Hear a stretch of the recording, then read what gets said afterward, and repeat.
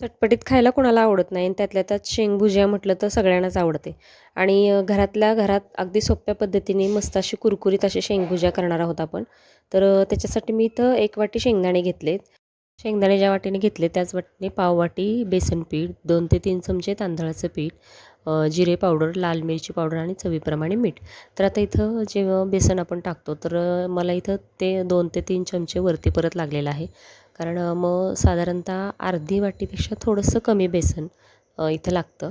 आणि आता सगळे बेसन टाकलं, शेंगदाण्यामध्ये बेसन टाकायचं. बेसन नंतर तांदळाचं पीठ आणि सगळे ड्राय मसाले टाकायचे. याच्यामध्ये तुम्ही आमसूल पावडर असेल तर ती देखील टाका किंवा थोडासा चाट मसाला देखील याच्यामध्ये टाकू शकता. आणि नाही टाकलं तरी चालेल, कारण जेव्हा आपण शेंगदाणे फ्राय करणार आहोत त्याच्यानंतर वरती याच्यावर आपण पेरी पेरी मसाला देखील वापरणार आहोत. तर इथं थोडंसं पाणी टाकून आपण ह्याला छान असं कोटिंग करून घ्यायचं. कारण एकदम पाणी टाकायचं नाही आणि खूप असं पातळ करायचं नाही किंवा कोरडं कोरडं पण ठेवायचं नाही आहे. तर इथं बघू शकता तुम्ही एकदम थोडं पाणी टाकून इथं आपण शेंगदाण्याला ते म्हणजे छान पिठं जी आहेत ते एकदम छान अशी मिक्स करून घ्यायची, म्हणजे त्याला लावून घ्यायची.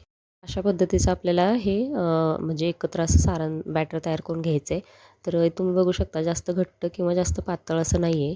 आणि तुम्हाला वाटत असेल की याला पीठच लागलेलं नाही आहे, तर तसं नाही आहे.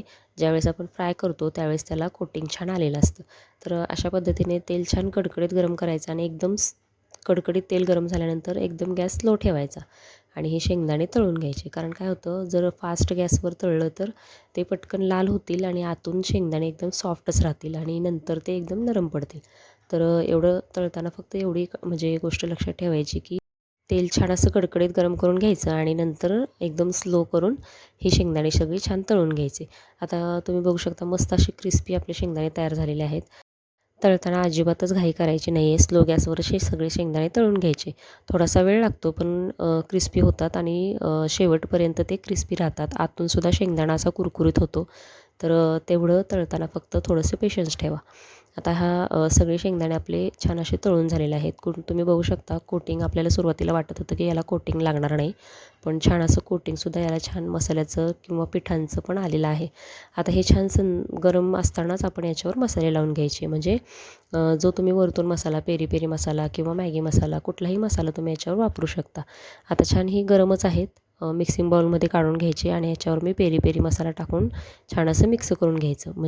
शेंगदाणे गरम असतानाच टाकलं मसाला की तो पूर्णपणे म्हणजे छान असा मिक्स होतो आणि त्याचं मीठ वगैरे मसाला छान त्या शेंगदाण्याला छान म्हणजे उतरतो.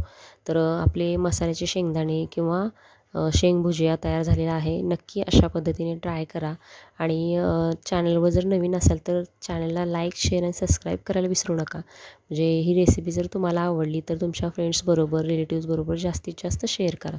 तुम्ही बघू शकता मस्त असे क्रिस्पी आपले शेंगदाणे तयार झालेले आहेत. तर नक्की ट्राय करा आणि ट्राय केल्यानंतर कमेंट करायला विसरू नका की ही रेसिपी तुम्हाला आवडली किंवा ही शेंगदाणे कसे झाले.